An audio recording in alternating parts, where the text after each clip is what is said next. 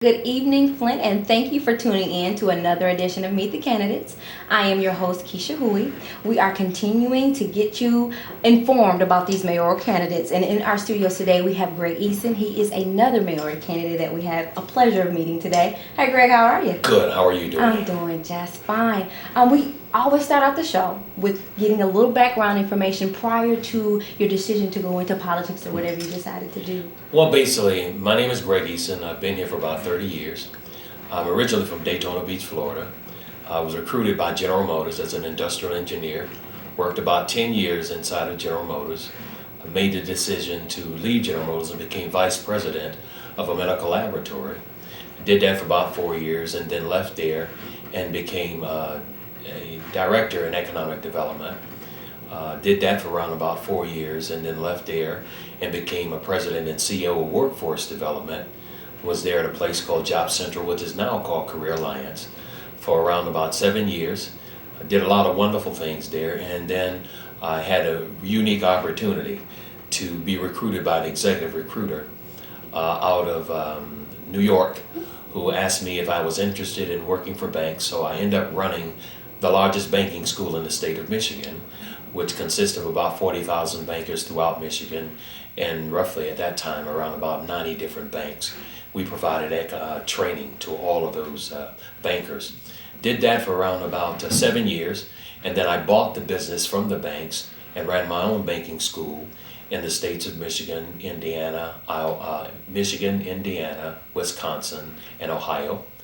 Did that for about 7 years, and then as a result of the acquisitions throughout the banks, made a decision that I would close that business, and then I started my own private consulting firm, which I work with a lot of nonprofit organizations throughout eastern and southeast Michigan, eastern Michigan. Okay. Tell us a little bit about your family.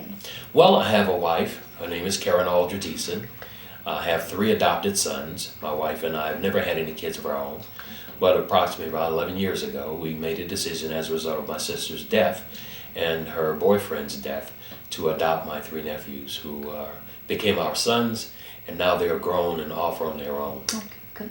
Now tell us about, you said currently you are now working in a position in, were you recruited by someone? Currently, right now, I'm working as a private consultant. Oh, private that I work with consultant. that I work with nonprofit organizations, Okay. helping them to do a number of different things. They hire me if they have issues relative to fund management. They hire me have issues relative to operations management. If they have issues regarding board development, if they need some assistance in strategic planning. So there's a full range of services I provide them to do capacity building for their organizations.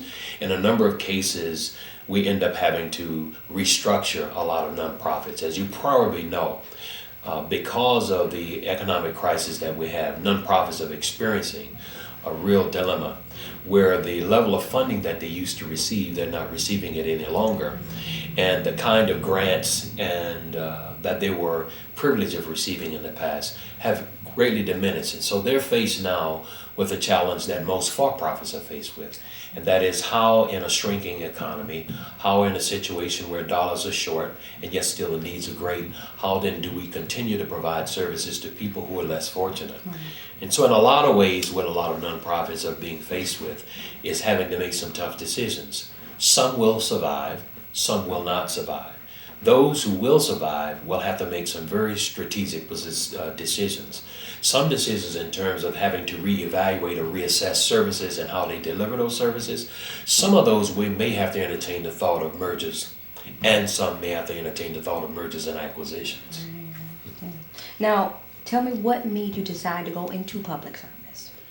Well, really, let's say my public service started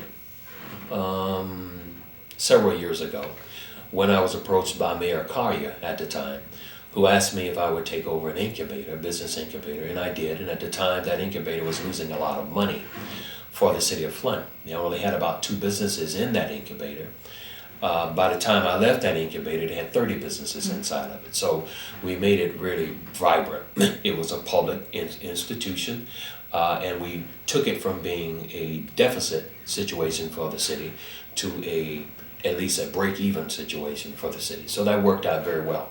And then the Mayor Collier had asked me and approached me if I would be interested in taking over an organization at the time was called Job Central, which is now called Career Alliance. They had a lot of problems and a lot of issues. And so I was hired specifically to come in and to totally restructure the organization, build capacity in the organization, expand the organization, and take the organization from an image of being totally corrupted, totally negative, one of the worst performing organizations in the state of Michigan. Within around about a 2-year period, we changed that image. Over a 3-year period, I increased the funding from $8.5 million to $18.5 million. I submitted a strategic plan in 1991 to my board of directors and said to them, there are some 3 projects that I would like for us to try to accomplish. One of those projects was the Broom Center, which you see now. I was able to receive around about $5 million from the Mott Foundation, where I wrote a proposal to them, outlining to them the goals and objectives of that institution. That particular project had the capacity of generating almost about $9 million on its own without rents.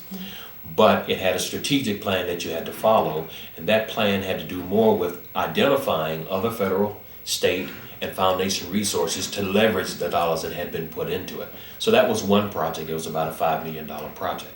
What we have there, in essence, was a school called Old Dewey School, which really was founded in the 90s. By the late 80s, the school was closed. And so it sat there for almost around about 10 years, dry rotting. I drove by the school and I saw, in my vision, something much greater than what it was. It wasn't just a school. It had the capacity for being a technology center.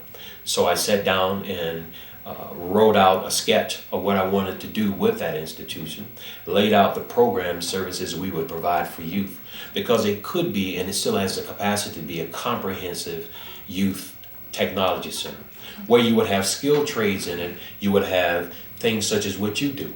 One of the proposals inside of the proposal that I had was a $1 million multimedia center, consisting of a TV studio, radio studio, a recording studio. So there was a host array of things. There was a comprehensive computer center. One of the things I proposed was an urban, computer center, inner city computer center, which would have been able to have at least provide services to over around about 15,000 kids during the course of a year if we operated that computer center from 8 o'clock in the morning to 11 o'clock at night.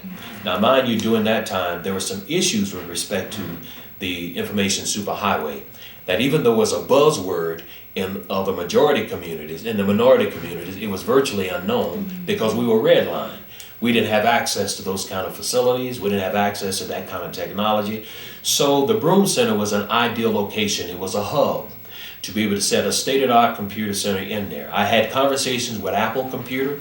I had a conversation with Microsoft Computer, who was willing to make an investment into that center and to expand it because they saw the opportunities to use that as an urban laboratory for information technology. So there's a lot of potential that was there. That was one of the projects. The other project was the Job Corps Center. I proposed the Job Corps Center to the U.S. Department of Labor. I proposed it to my board at first. That was a $20.5 million brick and mortar project, but it had the capacity over 30 years of about $170.5 million over a 30-year period, given the program dollars that would be put into it if it continues to last for a 30-year cycle. Now, the Job Corps Center wasn't just a workforce development concept for just youth. It was an economic development, workforce development concept.